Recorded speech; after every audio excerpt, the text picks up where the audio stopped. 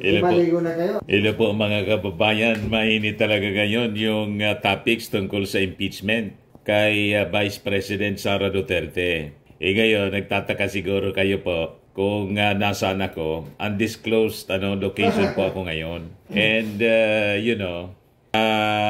napakaswerte natin kasi may mga kakausap tayo na mga Marcos supporters ngayon at hindi lang simpleng mga Marcos supporters kundi mga kapwa natin, mga vloggers. O ngayon, kasi sigurado na po ang impeachment na mangyayari sa ating Vice Presidente na matutuloy po ang impeachment trial. Na-impeach na po siya kasi sa Congress. Ngayon, kailangang masimulan yung impeachment trial.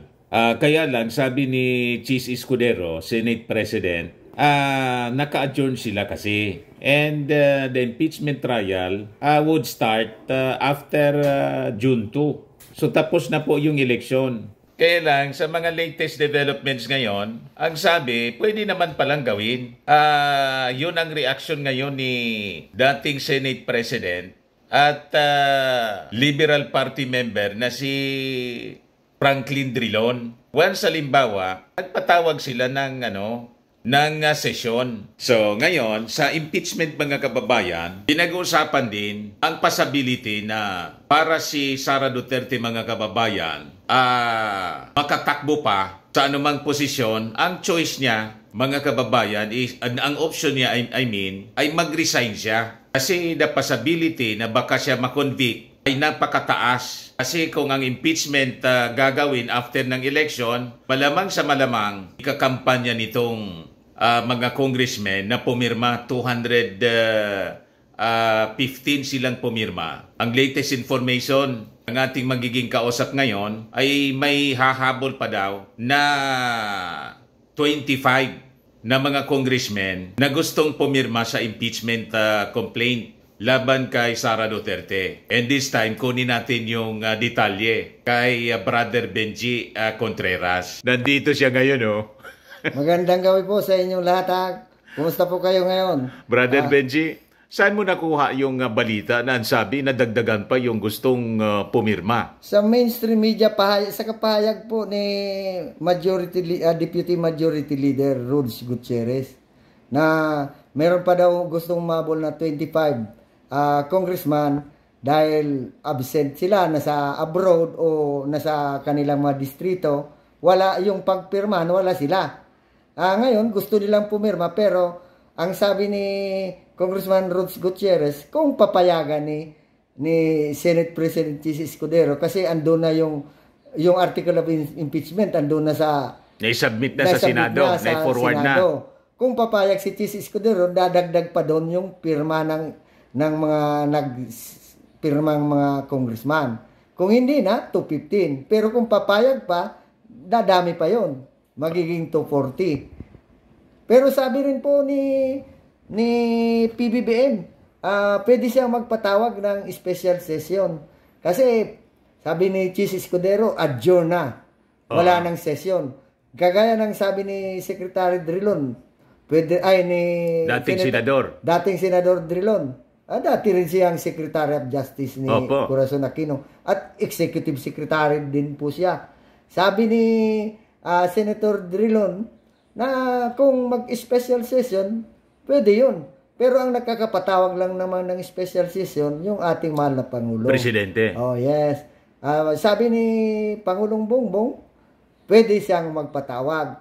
Pero sa desisyon din po yun ng Senado. Kung siyempre ayaw niyang mapakialaman yung impeachment process kasi that is the work of the legislative department. Siya, executive, ayaw niyang masabihan na pinipwersa niya yung mga senador na dinggin agad yung impeachment ni Sara. Pero kung walang mangyari, June 2, mga June 2, mag-meet to convene the impeachment court. At after June 2 na ang impeachment trial. At siguro ang magdidesisyon na mga senator judges yung bagong elect. Anong tingin mo, Brother Benji, bilang isang Marcos loyalist, mangyayari ng ating Pangulong Bongbong Marcos, anong reading mo? Magpatawag ng special session ng Congress para mag-reconvene uli para matuloy na yung impeachment trial with the present setup ng mga senador? Kung ako ang tatanungin na yung opinion ko, gusto ko nang gawin ang impeachment. Kasi kumbaga sa tinapay, kumbaga sa pandesal, mas masarap kainin pag mainit.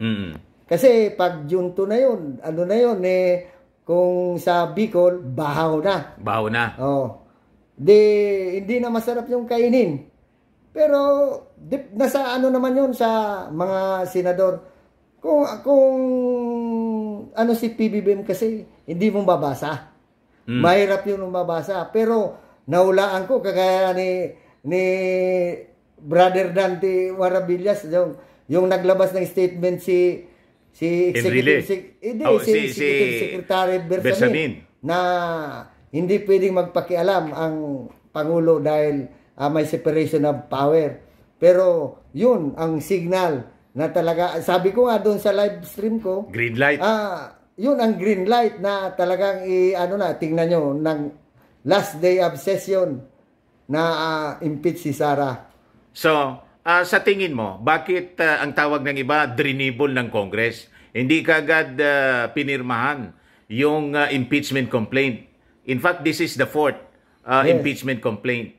Ano sa tingin mo yung pinakarason? Bakit in-impeach nila si Sara on the last day na ng session? Yung sa akin, yung una nga, galit na ako kay Secretary General Velasco Kasi more than 2 months na, hindi pa transmit yung impeachment complaint na 3 sa opisina ni House Speaker Romualdez. Pero nabasa ko yun. Para talagang may order galing kay Speaker na upuan muna yung impeachment. Kasi gagawin atang surprise sa last day yung 4th impeachment. At bago yan, may lumabas doon sa GC na kinakabilangan namin na magpapamisa daw. Nung may misa daw, 12 o'clock ng tanghali doon sa House of Representatives. So sa tingin mo, bilang observer, talagang calculated siya? Yes. Magaling talaga si Speaker. Well-planned talaga siya. Pero hindi mo mababasa. Purposely, ginawa siyang last minute yung pagpirma ng impeachment complaint. Yes. Ng majority. Ano sa tingin mo na kasi 'di ba doon sa sa majority ng mga congressmen na pumirma, nauna yung ating yung anak mismo ng ating pangulo. May basbas yung ating pangulo. Kahit i-deny ni Pangulong Bongbong Marcos. Kasi siyempre, i-deny niya yun Dininay nga kanina. I-deny talaga yun. Nag-press con si Presidente kanina. I-deny talaga yun kasi legislative, saka executive. Sabi nga kanina, gawin mo ang trabaho mo. Pero siya naman, siyempre, anak mo, ikaw ang presidente, hindi kayo nag-uusap, hindi kayo nag-ano nun. Saka humingi daw ng advice, sabi ni inadmit kanina sa press ko ng ating Pangulo. Humingi ng advice yung anak, siyempre. So ganon. So pero, sa tingin mo, hindi naman gagawa yun si Sandro Marcos ng ganon kung hindi payag si PBBM. Ang sabi lang ni PBBM noon, nung una, ayaw niya, yung mga text niya at mga messages niya sa mga congressman, ayaw niyang impeach si Sara dahil walang halaga na siya at abala lang sa mga trabaho ng mga opisyal ng gobyerno. Pero di ba after ilang weeks nagpalit medyo yung kanyang noon. Yung statement. Parang nag-iba. Yun. Kaya parang sinyalis yun. Tapos si Sandro Marcos ang number 1. Tapos yung parang sa English nga yung nag-nail sa coffin ni Sara, si Speaker Martin Romualdez, 215 na signature andon. Yung number 1, anak ng Pangulo. Yung number 215, yung pinsan. Yung first cousin. Na speaker mismo. Yes. So, makahulugan yon sa tingin ninyo, Brother Benji, bilang isang observer at isang Marcos loyalist. So yun ang basa po Oh. ninyo. Saka hindi mo nakita nung Sunday, 'di ba, yung ano, sabi ni palaging post ni First Lady Lisa, ano yun, blessed sa ano no, Happy Sunday. Ay ano, tapos So mga pangitain yun. andun sina Speaker Martin Romualdez sa parang may reunion sila. Andun yung pinsan pa nilang si Mayor Alfred, tapos yung iba pang mga ano yun, mga relatives nila, wala lang doon si Senator Amy. Talagang kontra yun. So, bilang Marcos loyalist, ano ang sentensya mo kay Senator Amy? Na tama ba yun yung nabasa natin? Kasi ang nag-publish nun yung SMNI, duda ako sa mga publications ng SMNI, na ang sabi hanggang dulo, ilalaban ni Senator Amy si Sara. Ano tingin mo? Alam mo, marami nagsabi, dati noon, binigyan ko pa ng benefit of the doubt si Senator Amy, na sabi ko, baka kapatid, may ipapakita niya ang malasakit sa kapatid niya. Pero, after more than 1.5 years sa pag-antay ko na ipagtanggol ni Amy, Yung kanyang kapatid. Never niyang pinagtanggol. Ang pinagtatanggol pa niya, si Sara, yung nag-threat sa kanyang kapatid na sa buhay ng kapatid niya, tapos ipahukay pa yung mahal niyang ama. At talagang wala na. Hindi na kami buboto kay Amy Marcos. Yung sabi niya sa dulo, meron siyang ano doon, yung interview niya sa harapan sa ABS-CBN. Sinabi niya yun doon na kaibigan niya si Sara na hindi niya pwedeng iwanan. At kapatid niya si PBBM, mahal niya pareho yung dalawa. Hindi pwedeng mamangka siya sa dalawang ilog. Hindi ka naniniwala doon? Hindi. Na ganon? Ang basa ko talaga, hindi ako naniniwala na sabi siya ay Trojan horse ng mga Marcos kaya sa mga Duterte. Pero ang basa ko talaga, parang mas matimbang yung mga Duterte. Yes. So ngayon, as Marcos loyalist, talagang sinusumpa mo na si Amy Marcos. Yes. So bibigyan mo siya ng leksyon ngayon, at least ngayong midterm election. Yes. Hindi mo talaga iboboto. Ikakampanya mo pa na hindi ipagboto si si Amy Marcos. Oh, kababayan nga ni Amy Marcos sa Ilocos Norte, ang dami sa akin nag-PPM. Sir, kababayan ko yan sa Ilocos. Marami na rin galit sa kanya dahil mas pabor siya sa Duterte kaysa sa kapatid niya na Pangulo. Halimbawa, sa tingin mo, with the composition ng Senado, ma-convict ba si Sara Duterte? Sa ngayon, at matanggal? Sa ngayon, kung ngayong gagawin, hanggang mga June ang apat ang sigurado na buboto talagang kontra sa impeachment. Si Robin Padilla, si Bongo, si Bato de la Rosa at si Amy Marcos. So tingin mo may conviction si Sara sa present composition? Malabo. Andyan pa yung mag-inang Villar, si Mark Villar at si Cynthia Villar. Andyan pa rin po si Joel Villanueva na anak ni Brother Eddie. At marami... So maganda after June to, after election. At ngayon ikampanya muna natin na wag iboto yung mga alipores ni Digong. Pwede naman, pero kung ako ang tatanungin, pwedeng i-start na ngayon ang impeachment trial. Sabi nga ni Senator Chis Escudero, kung hindi matapos yung impeachment trial, pagtapos ng June 30, yung bagong pasok ng mga senador, siya na ang magpapatuloy ng trabaho ng mga nag-graduate na senator. Ang judgment sa 28th Congress na.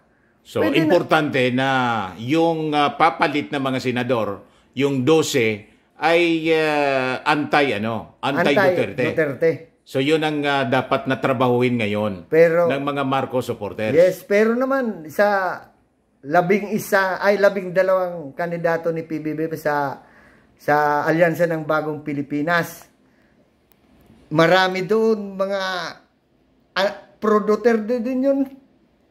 Kibong Revilla. Yung asawa niya, yung dalawa anak niya, hindi pumirma. Si Camille Villar, hindi pumirma. At si Cynthia Villar at si Mark Villar, pro Duterte. Si Cayetano, pwedeng pumirma, pwedeng hindi. Pero ang kailangan kasi 16 votes. 16 votes. Mahirapan. Pero dapat talaga hindi na ang dapat gawin, hindi maka-re-elect si Bato, si Bongo, saka si Amy Marcos, saka si Tolentino, mga pro Duterte. So tingin mo si Tolentino, babalingbing pa rin? Kahit bumalingbing siya, baka bumalingbing pa rin. Double balingbing. Balingbing na nga yan, bumalingbing. Yung Binay, si Abigail Binay, kahit hindi pumirma si Congressman Campos na asawa niya. Pero depende siguro yun, abogado yun eh. Depende sa ipapakitang ebidensya. So marami pala tayo na dapat na trabahuin ngayong eleksyon. Yes. Dapat totally ma-defeat. Di bali, tingin mo, halimbawa, mas okay pa ba na manalo yung ilang mga dilawan para ma-share to yung conviction ni Sara? Alam mo, brother Dante, hindi ako buboto ng dilawan.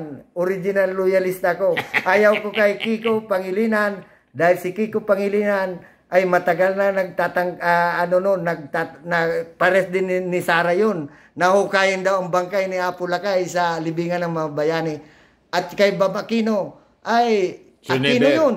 Aquino yun. Mga dugo yun ni Ninoy Aquino at ni Corazon Aquino. Hindi pwedeng pagkatiwalaan yung dalawa na yun. Pwede pa siguro yung leftist, pwede mong pagpasensyahan si Franz Castro. Pero mahirap naman kasi magtiwala sa mga leftist eh.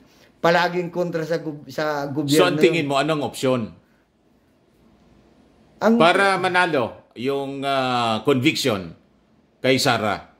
Laban kay Sara. Ang unang opsyon, trabaho na huwag manalo si Bongo, si Bato, so si importante Amy, hindi sila si manalo Tolentino. Talaga. Yan. Tapos si Villar. Yan, pag nawala yung 5 na yan, kahit na sino pang manalo doon, mawawalan ng mga kakampi pa yung yung mga Duterte. Mga possible boboto para sa possible acquittal. Boboto? Sa acquittal. Siguradong acquittal.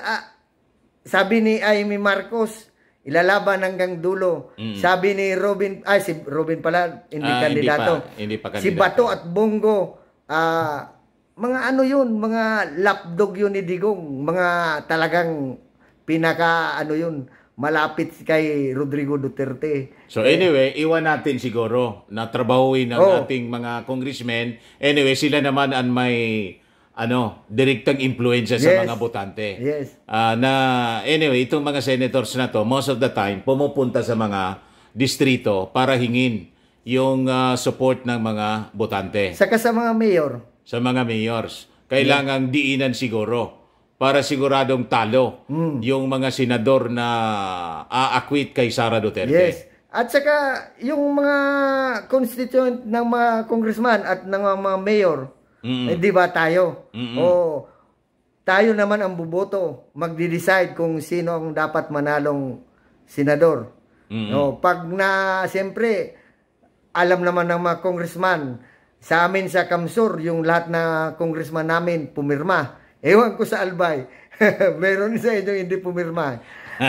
Kaya sigurado kami, mga doon, baka i-junk yung mga pro Duterte doon sa Kamsur.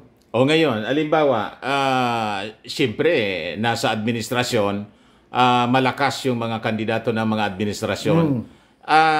Ma-impeach si Sara Duterte. Sino-sino ang mga, pinag-uusapan na kasi ngayon. Kung sino ang papalit kay Sara. Ang papalit, yung bilang Marcos loyalist, sino ang napipisil mo? Sa totoo lang, tinatanong nga ako kung sigurado na ba si Chis Escudero o si Speaker Martin. Hindi naman pwede, hindi naman sigurado yun kasi any congressman or any senator na above 40. piliin 40 above. Tapos piliin ni Kwalipikado. PBBM na siyang maging Vice President at aprobahan ng Congress, ng majority ng Congress na siya ang papalit na Vice Presidente. Pwede yun. Pero kung ako tatanungin, kung si Speaker ang gusto ko, pero mukhang may delikadesa naman siguro si PBBM. Hindi tatanggapin siguro. Hindi naman niya i-appoint si Speaker kasi first cousin niya yan. Oo, nakakahiya naman. Nakakahiya naman. Alangan na, sa tingin ko, pwede na si Chis Escudero. Maganda-ganda rin po ang ni Chis Escudero. Saka abogado. Hindi katulad ni Sara, abogado nga. Hindi alam ang batas. Tapos pangatlo from the rank talaga. Yes, So, mas maganda kung si Chis Escudero ang ipalit kasi presidente, vice-presidente, and next, in rank, Senate President. Pero kung bilang loyalista, kung ako ang mamimili, si Speaker. Pero dahil si PBBM may delikadesa, hindi yun pipiliin niya. Oo. So, mas ang preference mo bilang Marcos loyalist, si Chis Escudero. Yes. Bicolano Pa rin rin. ang vice-presidente. Yes. So, ayaw mo man kay Leni Robredo, may kapalit na vice-presidenteng Bicolano tayo. Chis Escudero. Kababayan ta pa. Maraming salamat, brother. Benji. Maraming salamat din sa inyo. Pwede bang Sige, mag-promote. Sa mga subscriber ni Kadante Maravillas, baka pwede naman yung i-subscribe yung channel ko, Benji Junior Contreras. Yung Facebook ko, hindi na nga, okay na yon po. Pero yung YouTube channel natin, maliit pa yung channel, kulang pa ang subscriber noon. Baka pwede naman yung i-subscribe. Yung mga subscriber ni Kabayan Dante. Maraming salamat po. Sige po. Yan po mga kababayan, maswerte tayo kasi nagka-daupang palad kami ni Brother Benji dito sa isa pong location na hindi ko po sasabihin muna sa inyo. Yan po yung ating maiksing panayam. Ako po si Dante Maravillas. Bye-bye po. God bless.